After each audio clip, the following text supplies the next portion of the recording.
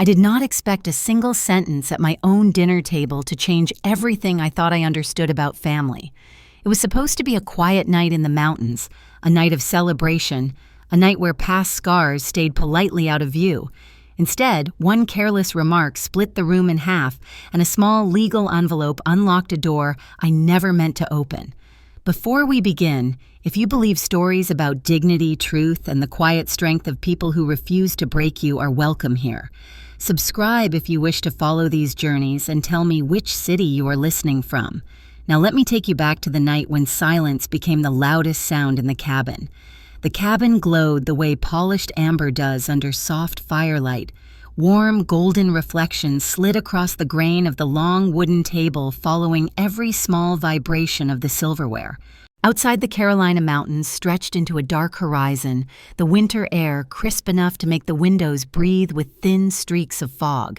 I stood near the stove, letting the quiet rise around us, the way steam rises from a kettle.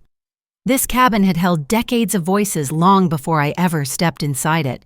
Tonight it was meant to hold something gentler, a remembrance of the year Charles and I managed to build a life after both of us had been broken by different kinds of losses. He sat at the table, his wooden cane resting against his knee. The cane's rounded handle caught the firelight, turning it into a small halo against the floorboards, a detail that felt comforting, steady, rooted. Then Ryan arrived. My son stepped in with a gust of cold air trailing behind him, carrying a nervous energy he tried to hide beneath polite greetings. He brushed snow off his shoulders and smiled, as if he had rehearsed the expression in the car. His wife followed quieter eyes, studying the cabin as if cataloging the cost of every piece of furniture. I wanted the evening to stay soft, a simple dinner, a moment to ease the distance that had grown between us over the years. I set the plates down slowly, letting the light from the overhead fixture spill across the table. Every detail was meant to anchor us. We sat. Forks scraped gently. The fire murmured. Then it happened. Ryan's voice cut into the air with a dry edge as he stared at Charles. "So this is the big anniversary dinner. Must be nice living off Mom's pension, huh, Charles?" For a moment, all sound folded into itself. Even the fire seemed to hesitate. The remark was not loud, but it carried the precision of a blade. A small smile lingered on Ryan's mouth, the kind meant to disguise something heavier underneath. His wife shifted in her chair, but said nothing. I felt the words land on Charles before he even reacted. His hand paused near his glass. His shoulders stilled. The light that had warmed the room now fell sharply across the lines of his face. I did not speak. Speaking would have shattered whatever careful remained. Instead, I breathed in the scent of rosemary chicken and wood smoke and let the silence expand. Not to punish Ryan, but because silence is sometimes the only language left when dignity is bruised. Charles lifted his cane slightly, letting the tip touch the floor. A single tap. Subtle. Intentional. It anchored him. It anchored me. "I manage," he said. "No anger. No defense. Just a quiet truth." Ryan leaned back, satisfied that he had not been challenged. He wiped his hands on a napkin and rose from his chair, announcing he needed to make a quick call. He never explained calls like that. He always acted as though the room should wait for him. As he pushed his chair back, something slipped from his coat pocket. A cream-colored legal envelope, thick edges sharply pressed as if it had been handled recently. It hit the floor with a sound too soft for most ears, but not for Charles. The envelope slid beneath the table leg. I only saw the corner of it, but Charles saw the whole thing, saw the seal on it, saw the faint red stamp from the Buncombe County Clerk's office, saw something he recognized long before he reached down for it. He froze with his hand halfway extended, not picking it up, not calling attention to it, just watching it, watching the official seal like someone watches a door that has been left unlocked without explanation. He looked at me next, not alarmed, not panicked, but alert in a way that sent a thin current through my chest. I pretended not to notice the envelope, but the moment had already shifted the room. The fire regained its voice, crackling in the quiet. A spoon chimed against the rim of a dish. Ryan's footsteps creaked across the old wood planks as he stepped outside into the cold. His wife reached for her water eyes, flicking to the envelope and away just as quickly. She knew something, or feared something. It was hard to tell which. Charles did not touch the envelope, but he placed his cane gently against the table's edge, aligning it precisely with the leg. The gesture was small, almost invisible, but I knew him well enough to recognize it as a marker. A mental pin in a map that had just changed shape. Parent and child. A fracture that deepens not with shouting, but with quiet acknowledgments neither side admits out loud. The envelope rested in the shadow beneath the table like a truth crouched low, waiting to stand up. I felt something cold settle in the center of my chest, even though the room was warm, a question forming without words. When Ryan came back inside, he brushed past the table fast, almost too fast. His eyes darted toward the floor, but he didn't bend to retrieve the envelope, as if ignoring it would keep whatever was inside from existing. Dinner continued, but the temperature of the evening had changed. Each sound felt sharper. Each movement carried weight. The cane remained at Charles's side. The envelope remained untouched. The silence remained unbroken. And I realized then that silence has a way of revealing what spoken words would only hide. There is no silence heavier than the silence between a parent and the child who has just wounded them. Rain tapped against the cabin window with the steady patience of someone asking to be heard. Thin streaks gathered and slid downward, catching the faint glow of the fire like threads of silver unraveling across the glass. The storm was not loud. It was persistent, the kind of rain that settles into the bones of a quiet night. Charles had gone silent after dinner. Truly silent. Not the peaceful kind, but the inward one where every breath feels measured and every movement seems weighed. He sat at the small desk near the window, his cane leaning against the drawer. The envelope was no longer on the floor. It sat in the top drawer of that desk, now tucked beneath a folded newspaper. I had watched him place it there without a word. The rain deepened. The fire crackled. My own thoughts pressed in like the cold air trying to seep through the wood. I moved toward the window and rested my palm against the frame. The wood was cool but familiar. Outside, the pines swayed under the weight of the storm. Nights like this had always brought memories back sometimes, whether we wanted them or not. "Do you remember the year it happened?" I asked softly. My voice barely carried across the room. Charles looked up the lines near his eyes, catching the firelight. He did not ask what I meant. He knew. He gave a slow nod as if acknowledging a shadow that had entered the room. I sat across from him. The rain tapped harder. My heart did the same. "It started with an email," he said. His tone was calm, but his fingers brushed the edge of the drawer where the envelope rested. Just one email. That was all it took. The memory unfolded between us like an old photograph being exposed to the light. Years before we met, Charles had been approached by a former colleague who promised a sure investment. Retirement funds turned into account transfers. Transfers turned into missing S. Missing S turned into silence. By the time he understood the truth, the savings he worked decades for were gone. He did not tell me this the way a man shares a story. He told it the way a person retraces the steps of a house fire, slowly, carefully, making sure the embers stayed where they belonged. "They made me feel foolish," he said, "not just because of the money, because I trusted the wrong person." The rain softened for a moment, then returned with a sharper rhythm. Like the sky understood the weight of the room, I watched him. For all his quiet strength, there was a point inside him that still feared being looked at the way he looked at himself back then. I had seen it before in the way he paused whenever someone questioned his decisions, in the way he held his shoulders when strangers asked what he did for a living, as if he braced for judgment even when none came.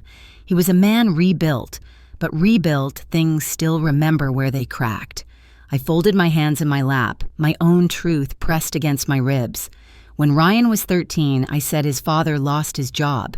It was the same year my mother fell ill. I was working 2 shifts.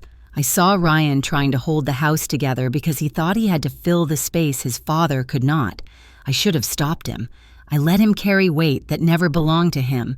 Charles listened with no trace of impatience. His eyes stayed on mine, steady and warm.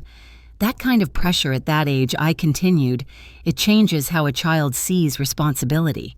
Sometimes it twists into something harsher.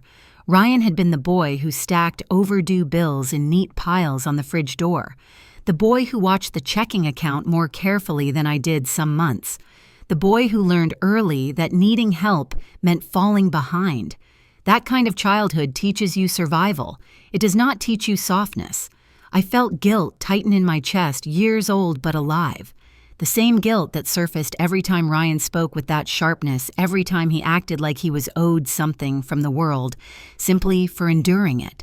Maybe he learned that from me, from the years I asked him to grow up faster than he should have. The rain filled the silence between us. Drops ran in crooked paths down the window pane, blurring the outlines of the mountains beyond. Inside the drawer, the envelope waited. Its weight was small, but its meaning pressed heavily on the night. Charles reached for the drawer not to open it, but to rest his hand lightly on the top. "I am not afraid of paperwork," he said with a faint smile, "but I am afraid of what it means when that kind of envelope shows up in the hands of someone who feels cornered." Cornered. The words settled into the room. He did not speak about Ryan as an enemy. He spoke about him as someone drowning, someone grabbing for anything to hold on to, even if it meant pulling someone else underwater. But the envelope was still a danger, a legal danger. Guardianship petitions are not casual documents. They require evidence, claims, statements about someone's mental and financial capacity. No one files one without preparation. Silence stretched between us, shame, doubt, old wounds layered over newer ones. I looked toward the drawer. The fire cast a thin glow across the wood, finding the faint outline of the envelope beneath the newspapers. Even hidden, it changed the air in the cabin. "Why did you put it there?" I asked. "Because unfinished truths echo," he said. And I needed the echo to stop for a moment. Outside, thunder rolled distantly low and restrained. Rain hit harder, sweeping across the roof in rhythmic bursts. The storm had settled in.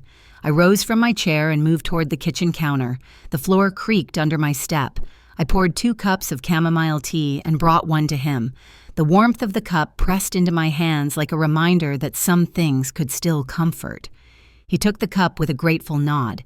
Steam curled upward, caught by the lamplight. The moment steadied us both. "Do you think he meant it?" I asked. What he said tonight, Charles considered the question. His hand tightened slightly on the cane beside him. "There are insults that come from anger," he said, "and insults that come from fear." I'm not sure which one tonight was, but it was not accidental. The truth hung in the air, gentle but unavoidable.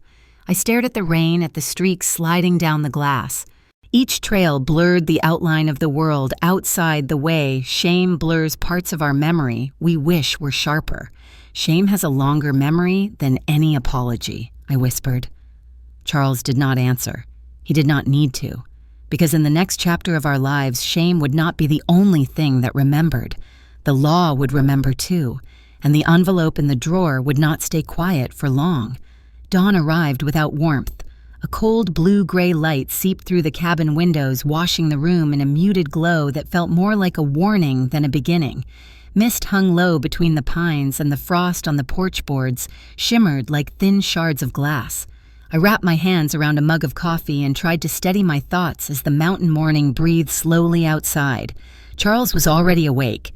He sat at the table with his cane D neatly against the chair, tracing the rim of his cup with a quiet patience. The fire from the night before had burned down to ash, leaving only a faint smell of smoke in the air. The envelope slept inside the desk drawer, but its presence pressed at the edges of the room as if it were listening. A knock on the door broke the stillness. I knew that rhythm. Ryan's knock was always too firm, too decisive, as if he feared hesitation might cost him something. When I opened the door, he stood with his shoulders stiff against the cold. His breath formed a small cloud before he spoke. "Mom, can we talk about the future just like that?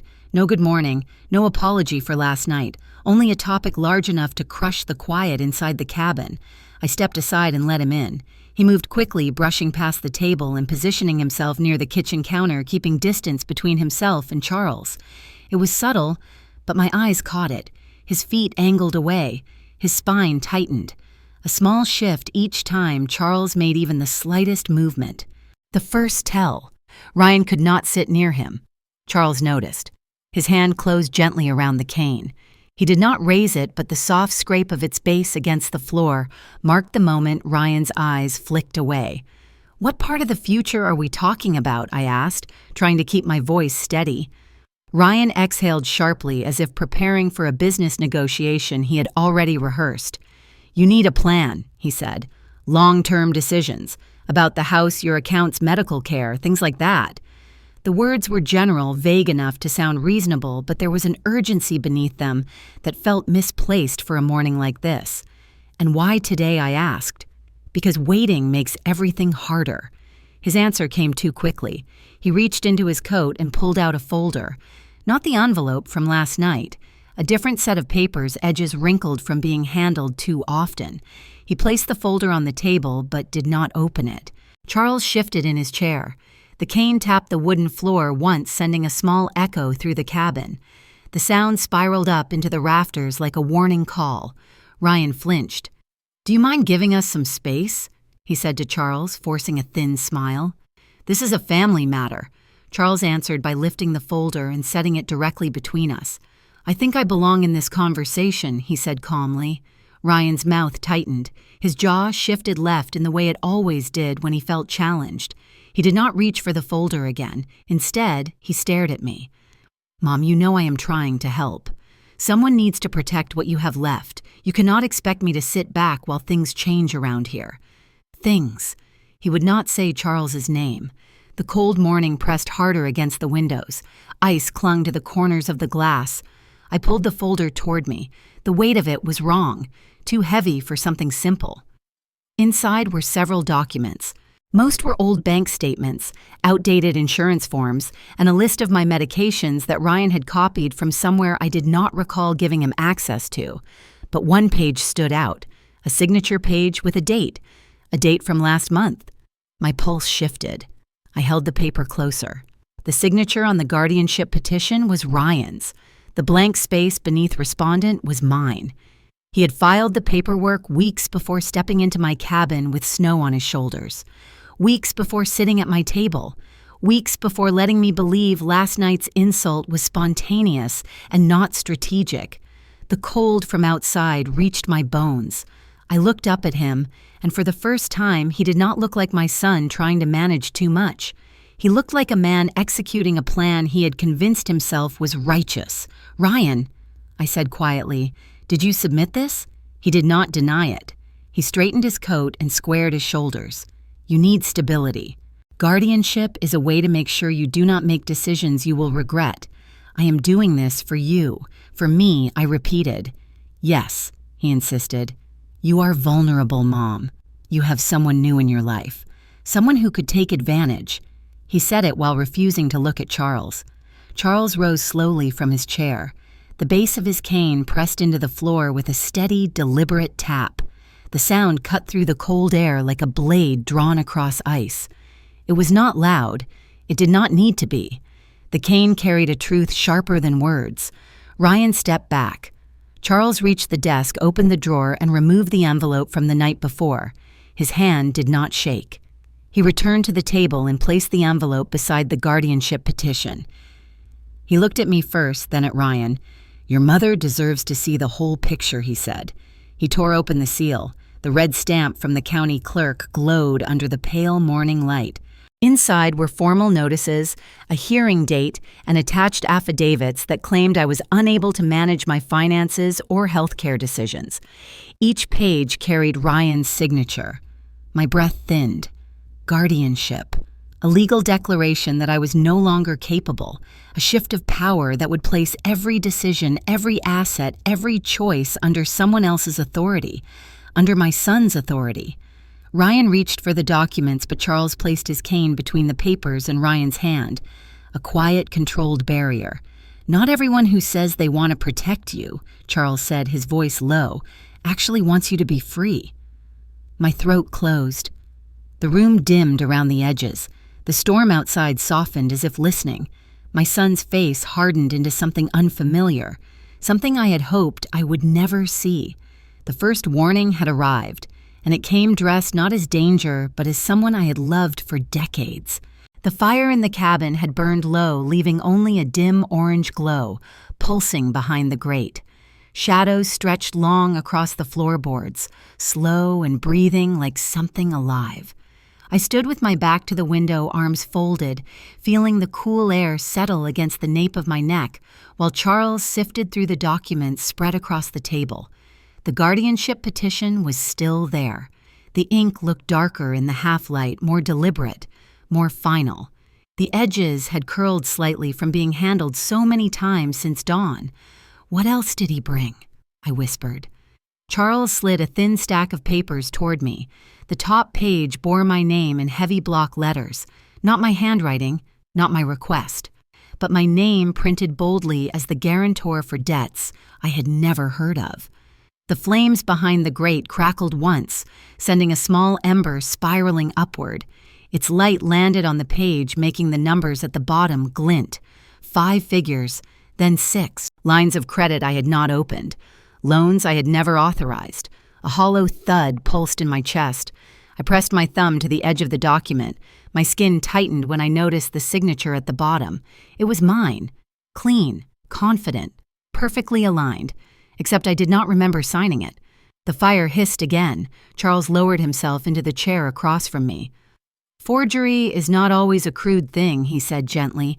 "Sometimes it starts with a digital form, a pre-filled field, a copied signature. Sometimes all it takes is access to a document you never knew existed." The words hung between us. My throat felt tight, as if a thread had been pulled too quickly. I lifted the next page, and the next. Each one carried a similar pattern. My name, my supposed authorization, my liability. Ryan's desperation bled through the margins of every line hidden behind stamped approvals and lender codes. What was he doing with this money, I asked. Before Charles could answer, another sound broke through the quiet. My phone buzzed against the wooden counter. A message preview lit the screen. From Naomi Ryan's wife. I opened it slowly. "We need you to stop interfering. You know he is under pressure. If you had supported him sooner, things would not be like this." My breath left me in a single cold exhale. In-law abuse. The kind that does not shout but corners you with guilt until you stand still long enough for others to take from you. Charles watched my expression shift. What did she say? I handed him the phone. The glow from the fireplace flickered across his face as he read the message. His jaw tightened. The cane leaning by his chair wobbled slightly, as if reacting to the tension gathering in the room. "They are trying to frame this as your responsibility," he said. "That is the first move in financial coercion. Make the elder believe they caused the crisis." The fire cracked sharply. A small fragment of blackened wood fell forward onto the hearth. I sank into the chair beside him, my hands unsteady. Ryan would not use my name like this unless he was drowning. Charles reached for one more paper, a bank ledger printout crisp and recent. Then we need to understand what pulled him under. He tapped the page. A timeline of transactions stared back at us. Cash advances, high-interest loans, a consolidation attempt that had failed. Then months later, the first forged form under my name, followed by more. Patterned, structured, escalating. My stomach turned cold. "He's been hiding this for a year," I said. Charles nodded. "Guardianship would give him control of your assets, enough to cover these debts, or to shield himself before the lenders start asking harder questions." The room felt smaller. The air felt heavier. I reached for the envelope again, the same one he had opened this morning. Its flap had torn unevenly. When I lifted it, a corner brushed against the loose ember on the hearth, and the paper edge singed into a thin black curl. Smoke lifted from it, faint and bitter. The documents lay on the table edges, darkened the truth rising from them like a bruise, surfacing through skin. I traced the curve of the signature again, the familiarity of it, the betrayal of it. "Sometimes the truth hides in a signature you don't remember signing." I murmured the sentence forming before I fully understood why it ached. Charles placed his hand over mine. "We will not handle this alone," he said. "There is someone who can help." He stood and moved to the far wall, retrieving his phone from the shelf beside the old radio. The dim light from the window framed him as he dialed the cane tapping once against the floorboard for... "It has been a long time, Ed," he said when the call connected. I need advice on an elder law situation and possible financial exploitation. His voice stayed firm, clear, prepared, a quiet strength I had learned to trust. He walked back to the table phone still pressed to his ear and began describing the documents, the forged authorizations, the guardianship filing, the debts. His partner on the other end responded with clipped questions, legal phrasing, and instructions too fast for me to understand. But Charles understood them. He absorbed every word. When the call ended, he sat beside me again. He wants us to gather every document, originals not copies, and he wants to run a check on all accounts bearing your name. If there are hidden forms, he will find them. I nodded slowly. My hands trembled not with fear, but with the weight of recognition. All those years of teaching Ryan to survive, to push through, to hold. I never imagined survival could twist into this kind of taking. I looked toward the cabin door where a thin line of cold light crept across the floor. What else is he hiding? Charles did not answer. He did not need to. The fire dimmed further, settling into a soft glow. The documents rustled as a draft slid under the door, spreading them out slightly, revealing more signatures, more dates, more pieces of a truth that had been built behind my back in my name, with my son's steady hand guiding every forged line. The lights in the attorney's office were too bright, a clinical white that washed out every shadow and left nothing to hide behind. Papers lay stretched across the long oak table like a dissected truth, each page stamped, dated, initialed. The smell of toner drifted faintly through the room, mixing with the cold metallic scent of the filing cabinets. I sat closest to the window, hands folded tightly to keep my nerves still. Outside, traffic hummed along the city street, steady but distant, a reminder that the world moved on even when your own life stalled. Charles stood beside me, his cane angled toward the table as he read another document with slow, deliberate breaths. Attorney Edwards entered with a second stack of printouts, his tie slightly loosened, his expression harder than it had been the hour before. "I ran the cross-check you requested," he said, sliding the documents toward us. "It gets worse." Charles lifted his head, grip tightening on the cane. I felt something cold settle in my stomach. Edwards tapped the top page. "Your son used a power of attorney form, one listing you as the principal, except this version expired nearly 2 years ago." He placed another document beside it, an authentic POA revocation bearing my signature, dated, filed, recorded with the county clerk. My heart kicked once sharp and disorienting. He used an invalid POA to authorize multiple transfers, Edwards continued, some of them to his personal accounts, some to lenders in his name. All of them trace back to you. The room held its breath. Charles braced both hands on his cane. I saw the tremor in the wood before I saw the tremor in him. "How much?" he asked quietly. Edwards flipped the ledger. $48,000 withdrawn from her retirement fund in 3 increments. The number struck the air like a blunt instrument. Even the fluorescent lights seemed to flicker. I reached for the statement. The paper felt heavier than it should have. The ink on the withdrawal lines looked too calm for what they represented. My name appeared again in digital print, attached to an authorization I never gave a permission, I never offered. $48,000. Dollars earned in nursing wings and overnight shifts. Dollars set aside for a future I thought I would enter with dignity. "Retirement funds have protections," Edwards said, "but when a fraudulent POA is involved, the case becomes both criminal and civil." Criminal. The word rang in my chest. I swallowed hard. He knew the form was expired. He had the revocation, which means Edwards said softly, "Your son committed intentional misuse. Not an error, not confusion. Intent." Charles straightened, adjusting his weight. The movement sent a dull thud from his cane to the polished floor. He studied the statement again, jaw tightening with each passing second. There was a pause, sharp and uncomfortable. Then he spoke. "I lost everything once because I trusted someone I shouldn't," he said. "But this is different. This is your son." The truth stung, but I nodded. The overhead lights hummed as if they were auditing the room themselves, leaving no corner soft enough for him to hide. Edwards continued flipping pages. "There is more. Look at this transfer sequence." He pointed toward 3 consecutive entries. They show a pattern consistent with someone trying to clean up debt by pulling money from any available source. The timing aligns with the forged signatures we saw on earlier documents. So he used her name to patch his financial holes, Charles said. His voice was controlled, but the wood of his cane trembled again. I stared at the 3 entries. They blurred for a moment, then sharpened into something unmistakable. A map. A blueprint of desperation disguised as strategy. "What happens now?" I whispered. Edwards folded his hands. Option 1, confront him informally, though I strongly advise against it. People under financial distress often escalate when pressured. I thought of Ryan's eyes yesterday, the slight tremor in his voice, the way he avoided looking at Charles. Pressure was already cracking him. Option 2, Edwards continued, we file a petition of our own. A legal freeze on accounts, a fraud report, and a request to invalidate anything he filed, including the guardianship paperwork. The guardianship. That word again. The chain he had started forging long before I ever saw a document. Charles exhaled slowly. The fluorescent lights reflected off the top of his cane, making the wood gleam like a line drawn in the sand. He took a step forward, then another. He reached the center of the table, lifted the cane with both hands, and placed it firmly on the polished wood.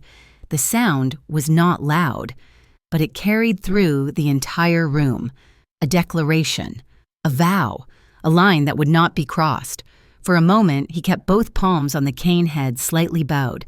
The tremor in his arms settled. The wood stilled. The decision solidified. Then he looked up. "We fight," he said. The words were steady. Certain, anchored. Edwards nodded once, already turning toward the printer. Then we begin with the audit, and we prepare the injunction. As he stepped out, the door clicked shut with a quiet finality.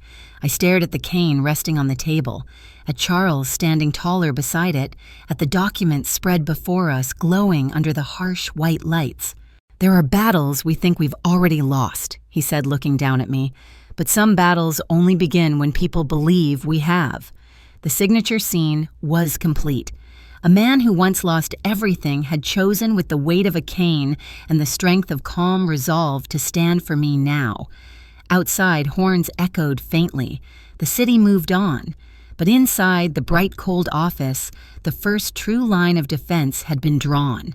The mountain road dissolved into a gray ribbon of fog as we drove back toward the cabin. The air outside was heavy, thick enough to cling to the windshield, and the pines on either side rose like dark silhouettes watching us pass. Charles gripped his cane in the passenger seat, tapping it lightly against the floor mat, the rhythm steady and intentional. It had become more than a tool. It had become a guide, a pointer, a quiet metronome, marking each step deeper into the truth. By the time we reached the cabin, the fog had settled around the porch like a wall. The door creaked as I pushed it open. Inside, the air still held the faint smell of smoke from the night before. The envelope rested on the table edges, singed layers of truth waiting beneath each folded seam. "We need everything," Charles said. "Every document, every trace, every place he might have left a mark." I pulled out the old lockbox from beneath the bed, its metal cool against my palms. Inside were years of statements, insurance records, property tax forms, letters I had kept because I feared throwing anything away might someday cost me something. Charles spread them across the table, grouping them by year, then by account, then by pattern. He worked with a precision born from loss, the kind that teaches a person to see where another hand has tampered with the edges. The first anomaly came from a utilities bill addressed to the cabin, a charge from a month I had not been here. A date that fell directly in the window when Ryan had claimed he was visiting friends out of state. I stared at the numbers. Charles lifted his cane and pointed to the corner of the bill. "This," he said softly, "is not an accident." I added it to the growing stack. Next came 3 bank statements with login attempts at odd hours, withdrawals from ATMs miles away from my home, electronic authorizations from a device that was not mine. Each discovery tightened something inside my chest. "Why would he risk this?" I whispered. "Why take something that did not belong to him?" Charles placed both hands on the table. "Because desperation makes thieves of men who once believed they were good." The words settled heavily around us. A knock sounded on the door.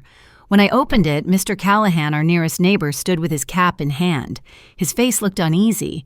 "Margaret," he said, "I heard your car earlier. I thought I should tell you something before it slips my mind." Charles stepped behind me, posture alert.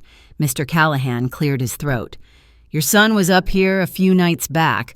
Thought it was odd since you weren't in town." My breath hitched. "Did he say why?" "No," he said. "But I saw him near your door. Looked like he was searching for something." He paused, then added, "When he drove off, I noticed your spare key box was open." I felt the floor tilt under me. Charles's cane tapped once sharp and certain against the wood. A signal, a confirmation. The pieces were lining up. "Thank you," I said quietly. "Please let me know if you remember anything else." When the door closed, the silence inside the cabin felt colder. Charles motioned toward the small security monitor on the shelf. "Check the feed. I had installed the system years ago for peace of mind. I never thought it would become evidence." I scrolled through the archived recordings. Hours slipped past in fast forward. The cabin flickered between light and dark. Then, at 2:19 a.m., 3 nights ago, movement. A figure at the edge of the porch. Ryan. He approached the key box, glancing over his shoulder once, twice. His face was partially turned, but the slope of the shoulders, the nervous shift of weight, the familiar coat, there was no mistaking him. He retrieved the key, opened the door, entered the cabin. My hand tightened around the edge of the monitor. Charles leaned in, his cane angled forward like an arrow pointing toward the truth.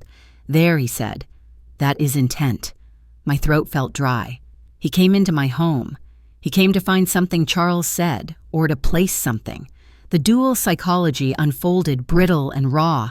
I could hear Ryan's voice in my memory, every justification layered with a false certainty. I remembered his excuses. "I am protecting you. You need structure. I am helping the family. You owe me support after everything I carried." A shield made of excuses. A self-portrait painted with duty to conceal the lines drawn by greed. Yet beneath it all was something more fragile. Fear. The fear of losing control. The fear of being seen for who he had become. "Betrayal has a distinct scent," Charles murmured.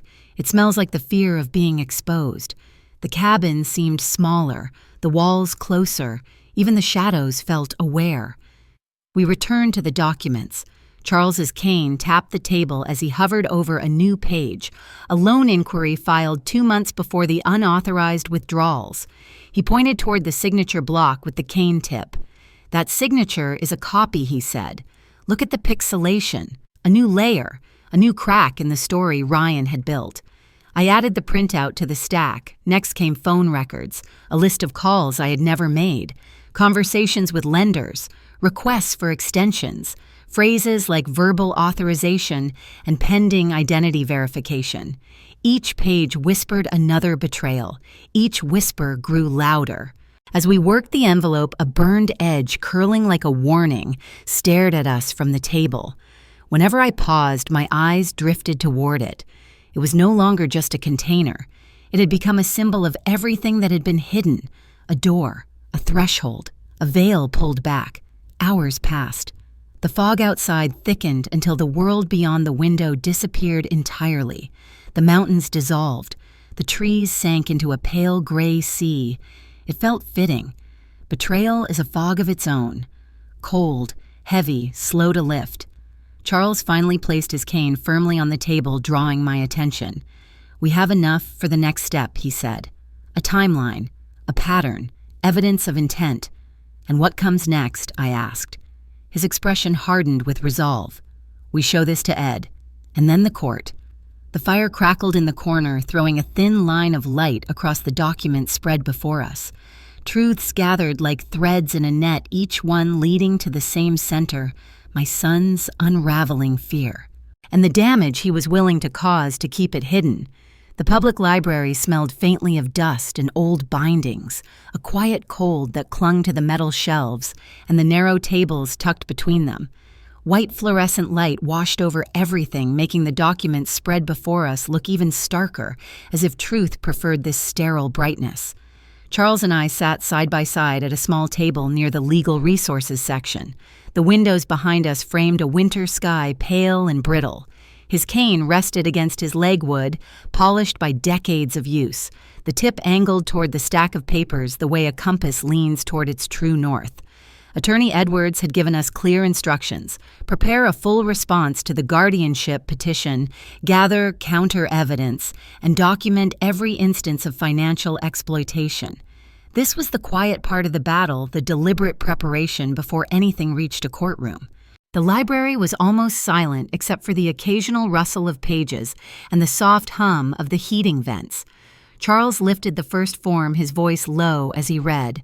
We need to outline your capacity, mental, physical, financial, everything he implied you lack. I nodded, my stomach tightening at the memory of Ryan's claims. Incompetent, vulnerable, unable to manage my own affairs. He had written those words as if they were facts. Edwards said the judge will look for patterns, Charles continued. Proof that the guardianship isn't to protect you but to benefit him. I placed another set of bank statements on the table, the unauthorized withdrawals circled in red, the columns of numbers reflected in the glossy surface of the table like twin trails of accusation. A draft shifted across the library floor. I felt it slip beneath my sleeves, cold and thin. We worked for nearly an hour, gathering signatures, organizing timelines, annotating each document in the sequence Charles had recommended. The steady tap of his cane against the floor served as a rhythm, grounding me amid the tangle of dates and transactions. Then my phone vibrated. A new email notification glowed across the screen. The sender was unmistakable. Ryan. My fingers twitched before I opened it. The subject line read, "We need to settle this before it gets messy." The message continued, "Mom, you know the situation. If you drag this out, all of your assets get tied up. I'm trying to help you simplify things. Let me handle the house and investments. Otherwise, I will have no choice but to move forward quickly." The air in the library tightened. The phrasing was deliberate, veiled, but unmistakable.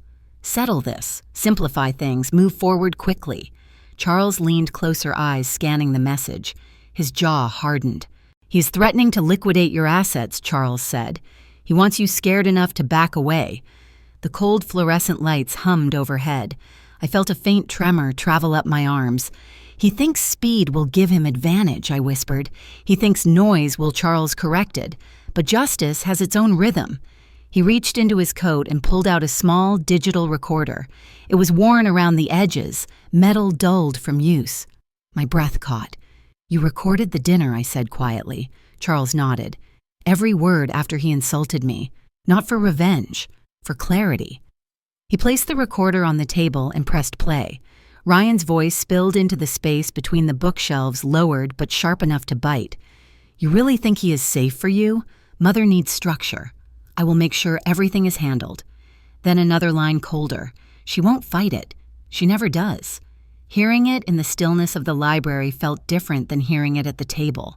The fluorescent lights flickered once overhead, casting his words in an even harsher contrast. The librarian glanced in our direction. Charles lowered the volume. I stared at the recorder. So small, yet capable of shifting the entire trajectory of this case. "We submit this," Charles said, "as evidence of intent, as proof he was planning coercion long before paperwork was filed." My chest tightened not from fear, but from a fierce clarity settling inside me. This was no longer a tangle of misunderstandings. It was a deliberate structure built around my life without my consent. Charles reached for the guardianship petition and placed it beside the recorder. "This is how we counter," he said. "Not with anger, with documentation." The cane found the floor first, marking a quiet boundary between truth and excuse, lightly against the floor, once, twice. The sound steadied me. We spent another half hour preparing the notarization request for the recording. Then Charles organized the evidence into labeled folders: financial abuse, coercion, invalid, POA, fraudulent transfers. I watched him the fire-lit night at the cabin, still vivid in my mind. The way he had placed his cane on the table at the attorney's office, the decision forged in that gesture. His resolve had not dimmed. When we finally stood to leave, the winter sun had dipped lower, its faint light stretching long shadows across the library carpet. As we reached the circulation desk, a familiar scent drifted from the heater vent. Burning paper. Not strong, just a trace. Enough to make my throat tighten. Just a trace. It reminded me of the burned envelope back at the cabin, truth refusing to stay hidden. Outside, the city's cold air rushed into my lungs. Charles steadied himself on his cane. "What happens next?" I asked. "We file our response," he said, "and we submit the recording." This is the moment he did not anticipate. His voice held no anger, only certainty. "Justice is not loud," he added. "It taps in its own time." And today, it tapped back. The words lingered as we walked toward the car, each step carrying more weight than the one before. But as I reached for the door handle, my phone buzzed again. Another message. From an unknown number. "You should not have gone to a lawyer. You think you know everything. You don't." My hand froze. The county courthouse hallway stretched ahead like a long spine of cold marble, the overhead LED lights casting a faint green tint along the floor. Every footstep echoed. Every breath felt magnified. I walked beside Charles, the warmth of his hand steadying mine while his cane tapped a calm, rhythmic beat against the polished stone, a sound that held more resolve than any speech could. We reached courtroom 3B. The wooden doors were slightly ajar, letting a whisper of voices spill into the hall. The paper edges bit into my fingertips, and I suddenly became aware of how still the room had gone, but I kept moving. Strength does not always feel strong. Sometimes it feels like simply putting one foot in front of the other. Inside the courtroom smelled of old carpet and cool air. The judge's bench towered above us in pale oak lit by a narrow rectangle of light from the high windows. Ryan sat at the table on the right, his suit too crisp, his expression too controlled. Beside him, Naomi clutched her purse in both hands, her eyes darting across the room like she was bracing for impact. Our attorney Edwards motioned for us to sit. Charles placed his cane against the table, the wood clicking once against the leg before settling. The judge entered. Everyone rose. "Petition for guardianship over Margaret Hale," the clerk announced. "Respondent and counsel present." The judge's eyes scanned the room, pausing briefly on Ryan, then on me. Something in her expression softened when she took in the stack of binders Edwards had prepared evidence, organized, labeled, undeniable. Ryan shifted. Edwards rose. "Your Honor, we have submitted our response along with supplemental exhibits demonstrating misrepresentation, financial coercion, and fraudulent use of an expired power of attorney." The judge nodded. "I have reviewed the packet." My pulse quickened. It was thick enough to tilt the scale, thick enough to make the truth visible even from the bench. Ryan's attorney attempted to stand, but the judge lifted a hand. "I want to hear from Ms. Hale first." The room fell still. I stood slowly. My voice felt lodged somewhere deep in my throat, but when it came out, it was steady. "I am not incapable," I said. "I am not confused. And I did not ask my son to take control of my life." A faint murmur rippled through the gallery. I lifted the folder Edwards had placed before me. My signatures were forged. My accounts were accessed without permission, and the guardianship filing was not for my safety. It was to protect him from consequences. The judge leaned forward, studying me with quiet intensity. "Your evidence indicates a clear pattern," she said. Ryan stiffened, jaw tightening. His fingers clenched the pen on the table. Edwards advanced the next document. "Your Honor, we would like to introduce Exhibit H, a recorded statement by the petitioner taken during the incident that prompted this case." Charles reached for the recorder he had carried since the library and placed it gently on the evidence tray. His cane tapped once against the floor, anchoring him, anchoring me. When the clerk pressed play, Ryan's voice filled the courtroom. "You really think he is safe for you? Mother needs structure. I will make sure everything is handled. She won't fight it. She never does." Naomi's head snapped toward him. "You told me she agreed," she hissed under her breath. The judge lifted her gaze sharply. "Please refrain from speaking until addressed." But Naomi could not stop. "You said she wanted help," she whispered louder this time. "You told me the transfers were legal. You said this was temporary." Ryan's face drained of color. "Naomi, stop." She rose halfway from her seat. I signed the creditor letters because you said she authorized it. You said her memory was slipping. You made me believe," Naomi Ryan snapped again, voice tightening into a warning. But the words were already in the air, shaking, breaking. The courtroom watched her unravel. She was not defending him. She was not defending herself. She was grasping at a truth that had slipped between them long before today. The judge lifted her hand. "Mrs. Hale, please sit." Naomi sank into her chair, shoulders trembling. Edward stepped forward. "Your Honor, her statement confirms our position. This guardianship petition was not filed in good faith. It was a tool to shield Mr. Hale from legal responsibility for unauthorized withdrawals totaling $48,000. A silence followed. "Not empty," charged. The judge turned to Ryan. "Do you dispute the authenticity of these documents or the recording?" His attorney whispered something, but the judge spoke over them. "Answer directly." Ryan swallowed, lips pressed thin. His eyes flicked from the judge to me, then to the cane resting beside Charles. A symbol of steadiness, of presence, of truth. "No," he finally said. I don't dispute it." The shift happened then, not loudly, not dramatically, but with a quiet certainty that changed the air in the room. The judge leaned back, hands folded. "Mr. Hale. This court does not tolerate misuse of legal instruments or coercive attempts to obtain control of another adult's autonomy. Preliminary ruling, the guardianship petition is denied. Furthermore, we are granting Ms. Hale's request for a protective order regarding her accounts. All transfers are frozen pending audit." My knees nearly gave out. Charles's cane tapped once, a calm punctuation. Ryan sank back in his chair, the illusion of control dissolving across his face. Naomi stared at him with an expression I had never seen, part shock, part betrayal, part awakening. When the judge dismissed us for a brief recess, I felt the weight shift off my chest.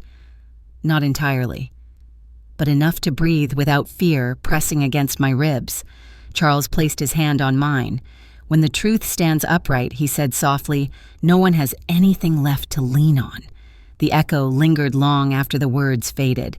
As we stepped into the hallway, the LED lights buzzed faintly overhead, and the cold marble floor gleamed beneath our feet. I had survived the first battle. But as I reached for the railing, my phone vibrated again. A voicemail. Unknown number. The transcript auto-populated across the screen. It read, "This is not over. You took something that wasn't yours." My hand trembled. The courtroom felt different the second time we walked in. The morning light had softened into a warm amber glow that filtered through the tall windows, washing the wooden benches in a muted gold. It was not comforting. It was exposing. The kind of light that reveals every grain, every flaw, every truth. People turned as I entered. Some with curiosity, some with sympathy, others with the quiet judgment strangers often reserve for family matters. I held my breath and moved forward, guided by the steady sound of Charles's cane behind me. We took our seats at the respondents' table. Edwards nodded with calm confidence, his binder stacked neatly before him. Across the aisle, Ryan sat hunched, elbows pressed to his knees, hands clasped so tightly the knuckles blanched. Naomi hovered beside him, eyes red. Mascara smeared faintly at the edges. The clerk called the case. The matter of Hale versus Hale. Petition for guardianship. And motion for protective investigation. The judge entered robes, catching the warm light like a quiet flame. Everyone rose. My knees felt unsteady, but I stood tall, the weight of what this moment meant, anchoring me. The judge began. After reviewing the supplemental evidence and testimony, this court is prepared to issue both a ruling and a directive. A hush fell. I felt every heartbeat. Edwards stood with measured composure. Your Honor, before the court proceeds, we request permission for Mr. Charles Mercer to deliver a brief statement regarding the respondent's capacity and the impact of the petitioner's actions. The judge nodded. Granted. Charles rose. The room tensed. He made his way toward the witness stand, each step deliberate, his cane striking the floor with a soft resonance that traveled through the silence. When he reached the stand, he did not sit. He simply positioned himself beside it, angled toward the judge. Then he did something I had never seen him do in public. He removed his hat, placed it on the stand, and laid his cane gently in front of him, wood resting against the polished surface like an offering. A collective breath drew inward. He raised his eyes. She never needed a guardian, he said. She needed respect.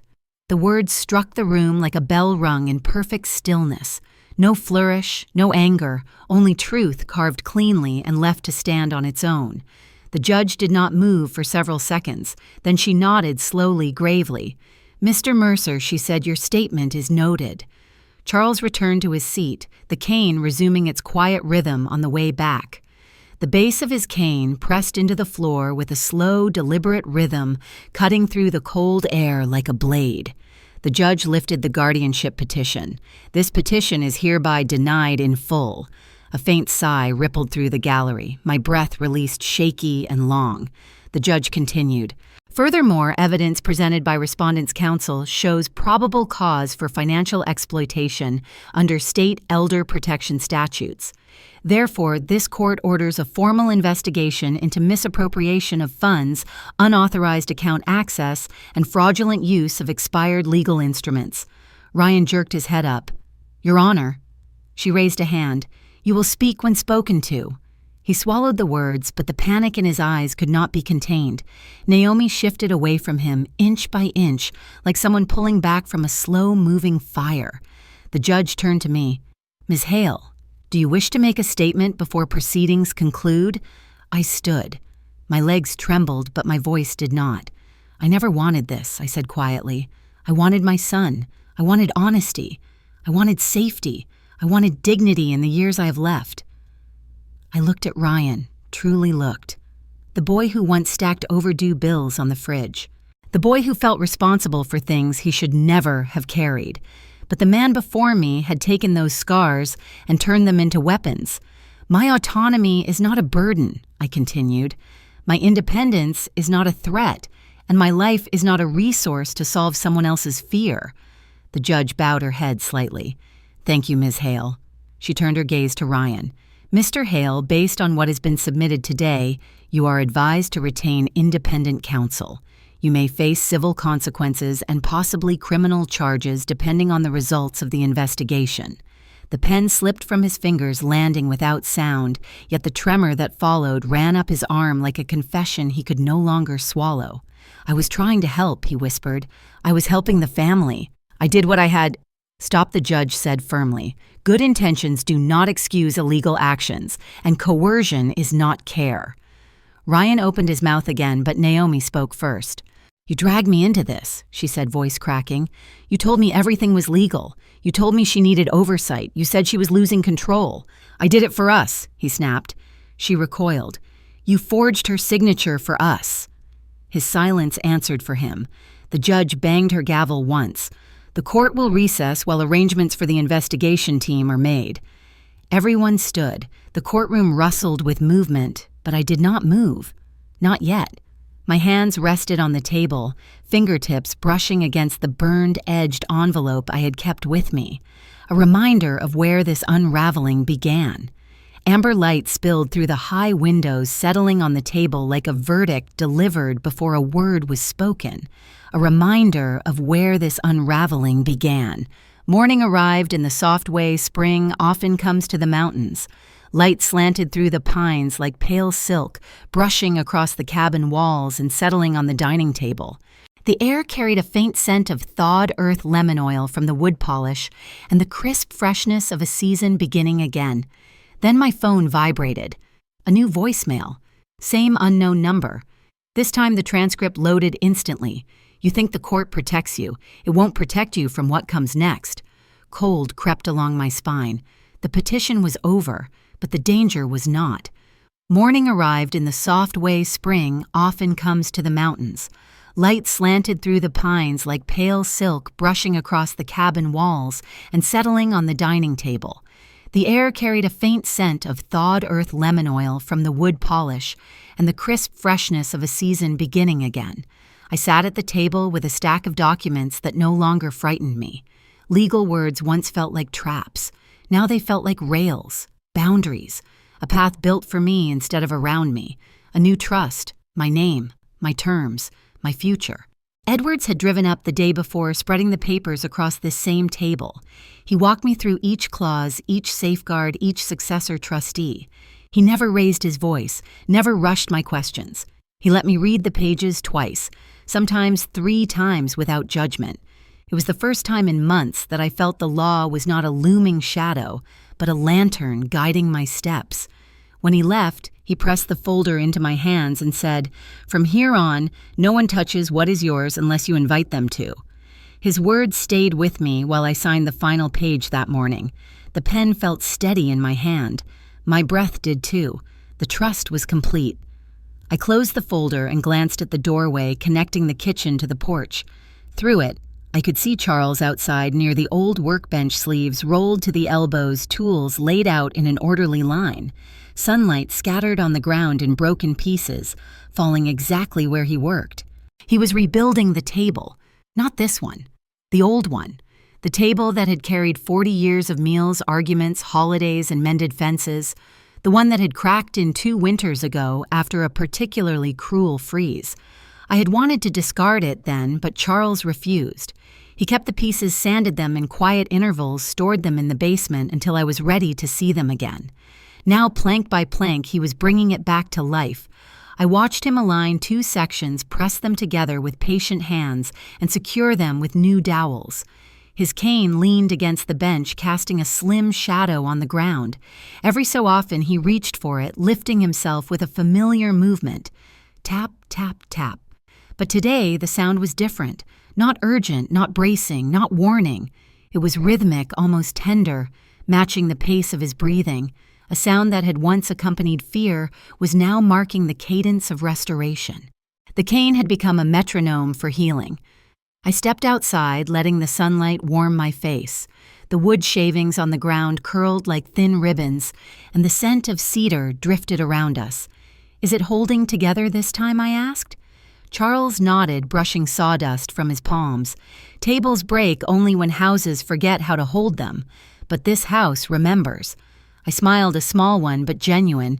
"You always manage to sound like a man who has lived several lifetimes." He tapped the cane lightly. "Some of us had to." I took a seat on the porch chair. The breeze lifted the edge of the page I held in my lap. Not a legal document this time. A letter.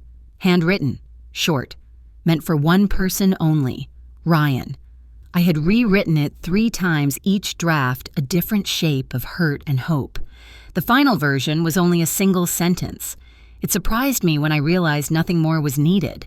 When you are ready to tell the truth, the door is open. No accusations. No punishments. No justifications. No invitations that put me at risk. Just the truth as a condition for return. I folded the letter carefully and placed it into an envelope. The act felt ceremonial, like sealing away the last remnants of winter. My hands did not shake. My chest did not ache. The wound was still there, but it was no longer bleeding. Charles joined me at the porch railing, leaning slightly on the cane, though less than he used to. The mountains stretched before us, warmer now, gentler, losing the sharp edges they carried all winter. "Do you think he will answer?" I asked quietly. "I think he said that guilt is loud in the beginning. Truth is louder in the end." I traced the edge of the envelope with my thumb. There was no certainty in me, only space where fear used to be. We stood there together while the sun climbed higher, turning the cabin interior gold. The broken table inside had done its job for one lifetime.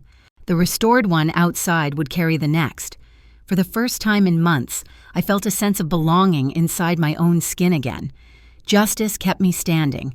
Mercy kept me human. That fragile and necessary settled into my bones like warm air filling a cold room. Later that afternoon, I drove to the small post office at the foot of the mountain. The clerk weighed the envelope and stamped it without asking questions. It slipped from my fingers into the outgoing bin with a sound so soft it was nearly silent. A chapter closed, not with triumph, with clarity. When I returned to the cabin, Charles had finished sanding the table. It gleamed under the porch roof, ready for the first meal we might share on it. "Looks new," I said. "It remembers the old," he answered. "Both are good." As evening approached, shadows stretched long across the yard. We lit the cabin lanterns, warm rings of light forming gentle halos on the floor. The day held no battles, no filings, no hearings. Only the quiet that comes after a storm finally breaks. I set 2 plates on the old-new table. A simple dinner, soup, bread. The kind of meal that makes no demands. Charles tapped his cane once before sitting. This time, the sound echoed like a heartbeat returning to its natural rhythm. I breathed deeply. The cabin breathed with me. Then, as I reached for the spoon, my phone buzzed on the table. A message. Unfamiliar number. No preview. My pulse flickered. I opened it. A single line appeared on the screen. "Mom, I'm ready to talk." The spoon slipped from my fingers onto the wood. The door to the truth had finally opened. The mountain quiet returned that evening, steady and calm the way a house sounds when the truth has finally been spoken. I sat with Charles at the rebuilt table, feeling the weight of the past settle into something I could carry without pain. Justice had done its work. Healing had begun its own. And the letter that waited in Ryan's hands would write the next chapter, whatever it may be. If this story stayed with you tonight, I hope you will stay with our little community too. You can subscribe for more true-to-life stories about dignity, courage, and the quiet power of doing what is right. Before you go, tell me which city you are listening from. I always read the first pinned comment, and I leave resources there for anyone facing financial manipulation or guardianship issues. Thank you for spending this time with me. Your presence here keeps these stories alive.